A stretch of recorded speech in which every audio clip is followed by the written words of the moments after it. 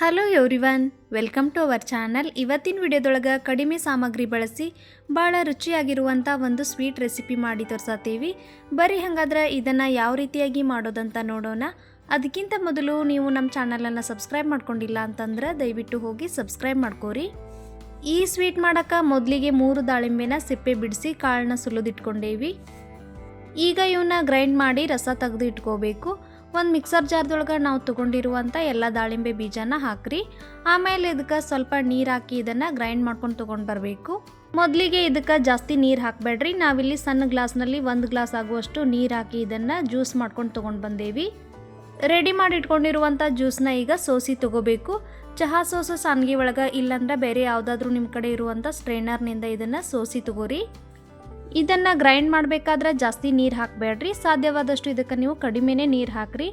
Sweet ready ಮಾಡ್ಕೋಬೇಕಾದ್ರೆ ಯಾವುದಾದ್ರೂ 1 cup ಮೆಜರ್ಮೆಂಟ್ನಿಂದ ನೀವು sweet ಮಾಡಬೇಕಾದ್ರೆ ಅದಕ್ಕೆ ತಕ್ಕನಾಗಿ ನೀರು ಎಷ್ಟು ಬೇಕು ನೋಡಿಕೊಂಡು ನೀವು ಎಕ್ಸ್ಟ್ರಾ ನೀರು ಕೂಡ ಆ್ಯಡ್ ಮಾಡ್ಬೋದು. ಈಗ ನೋಡ್ರಿ, ಎಲ್ಲ ಜ್ಯೂಸ್ನು ನಾವು ಕರೆಕ್ಟಾಗಿ ಸೋಸಿ ತೊಗೊಂಡೇವಿ. ಮೇಲೆ ಉಳಿದಿರುವಂಥ ಬೀಜ ಇರ್ತಾವಲ್ಲ ಅದನ್ನ ತೆಗೆದು ಸೈಡಿಗಿಟ್ಟು ನೆಕ್ಸ್ಟ್ ಏನು ಮಾಡೋದಂತ ನೋಡೋಣ. ಈಗ ದಪ್ಪ ತಳ ಇರೋ ಒಂದು ಕಡಾಯದೊಳಗೆ ನಾವು ತೊಗೊಂಡಿರುವಂಥ ದಾಳಿಂಬೆ ಜ್ಯೂಸನ್ನ ಹಾಕ್ರಿ.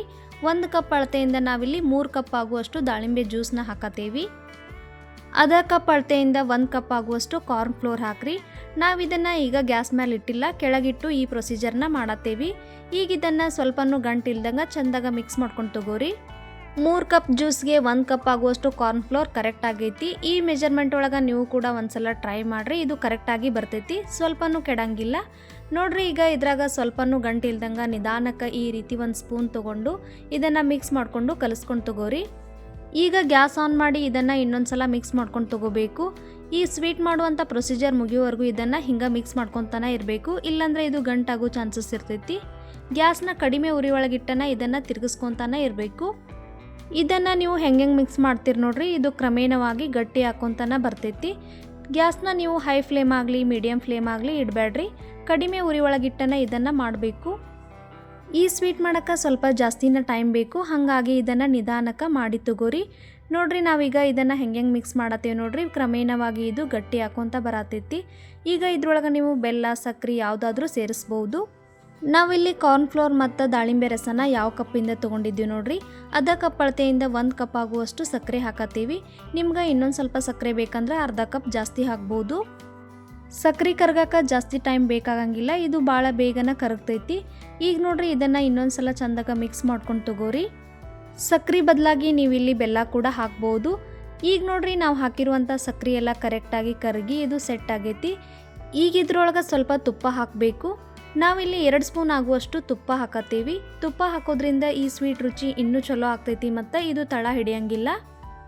ಇದಕ್ಕೆ ಜಾಸ್ತಿ ತುಪ್ಪ ಏನು ಬೇಕಾಗಂಗಿಲ್ಲ, 2 ಸ್ಪೂನ್ ಆದ್ರೆ ಕರೆಕ್ಟ್ ಆಗ್ತೈತಿ.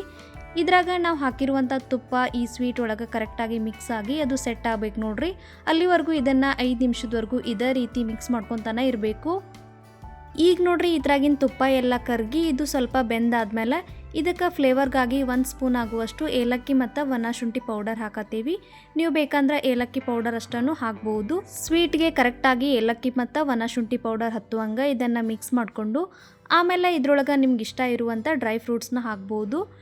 ನಾವಿಲ್ಲಿ ಗೋಡಂಬಿ ಮತ್ತು ಬಾದಾಮನ್ನ ಸಣ್ಣ ಸಣ್ಣ ಪೀಸಾಗಿ ಕಟ್ ಮಾಡಿ ತೊಗೊಂಡೇವಿ.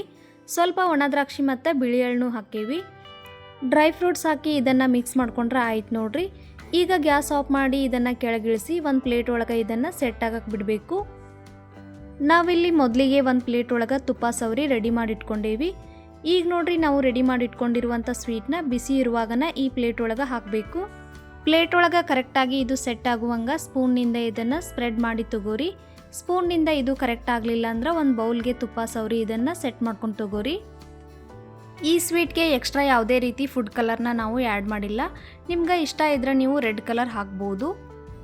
ಪ್ಲೇಟ್ ಒಳಗೆ ಈಕ್ವಲ್ ಆಗಿ ಸ್ಪ್ರೆಡ್ ಆಗುವಂಗೆ ಇದನ್ನು ಬೌಲ್ನಿಂದ ರೆಡಿ ಮಾಡಿ ತೊಗೊಂಡೇವಿ.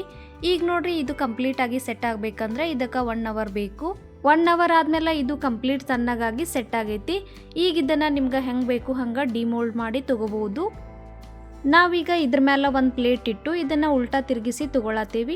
ಈ ಥರ ಮಾಡೋದ್ರಿಂದ ಇದನ್ನು ಈಸಿಯಾಗಿ ತೆಗಿಬೋದು. ಪ್ಲೇಟ್ನ ತಿರುಗಿಸಿದ ಮೇಲೆ ಇದನ್ನು ನಿಧಾನಕ್ಕೆ ತೆಗೀರಿ. ನಿಮ್ಗೆ ನೋಡಿದ್ರನ ಗೊತ್ತಾಗ್ತಿರ್ಬೋದು ಇದು ಎಷ್ಟು ಈಸಿಯಾಗಿ ಬಂತು ಅಂತ. ನಿಮ್ಗೆ ಸ್ವೀಟ್ ಯಾವ ಶೇಪ್ ಬೇಕು ನೋಡಿಕೊಂಡು ನೀವು ಇದನ್ನು ಕಟ್ ಮಾಡ್ಕೊಂಡು ತೊಗೋಬೋದು. ನಾವಿಲ್ಲಿ ಸ್ಕ್ವೇರ್ ಆಕಾರದೊಳಗೆ ಸ್ವೀಟ್ನ ಕಟ್ ಮಾಡಿ ತೊಗೊಳತ್ತೇವೆ.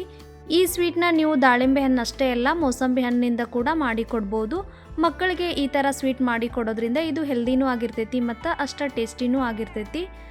ನಡುವೆ ಈ ಸ್ವೀಟ್ ತಿನ್ನಬೇಕಾದ್ರೆ ಡ್ರೈ ಫ್ರೂಟ್ಸ್ ಬಂದರೆ ಇನ್ನೂ ಚಲೋ ಅನಿಸ್ತೈತಿ. ಇದನ್ನು ನೀವು ಮೊದಲನೇ ಬಾರಿ ಯಾರಾದರೂ ಟ್ರೈ ಮಾಡಿದ್ರೂ ಸ್ವಲ್ಪನೂ ಕೆಡಂಗಿಲ್ಲ. ಭಾಳ ಈಸಿಯಾಗಿ ಮಾಡ್ಕೋಬಹುದಾದಂಥ ಒಂದು ಸ್ವೀಟ್ ರೆಸಿಪಿ ಇದು. ಇದನ್ನು ನೋಡಿದ್ರನ ನಿಮಗೆ ಗೊತ್ತಾಗ್ತಿರ್ಬೋದು ಇದು ಎಷ್ಟು ಸಾಫ್ಟಾಗಿ ಬಂದಿತ್ತಂತ. ಇವತ್ತಿನ ಈ ರೆಸಿಪಿ ನಿಮ್ಗೆ ಇಷ್ಟ ಆಗಿದ್ರೆ ವಿಡಿಯೋನ ಲೈಕ್ ಮಾಡಿರಿ. ಹಂಗೆ ನಮ್ಮ ಚಾನಲನ್ನು ಸಬ್ಸ್ಕ್ರೈಬ್ ಮಾಡಿರಿ. ನಿಮ್ಮ ಫ್ಯಾಮ್ಲಿ ಮತ್ತು ಫ್ರೆಂಡ್ಸ್ ಜೊತೆ ಈ ವಿಡಿಯೋನ ಶೇರ್ ಮಾಡಿರಿ. ಇದೇ ರೀತಿ ಇನ್ನಷ್ಟು ರೆಸಿಪಿಗಳೊಂದಿಗೆ ಮುಂದಿನ ವಿಡಿಯೋದಲ್ಲಿ ಭೇಟಿಯಾಗೋಣ. ಅಲ್ಲಿವರೆಗೂ ಬಾಯ್, ಟೇಕ್ ಕೇರ್.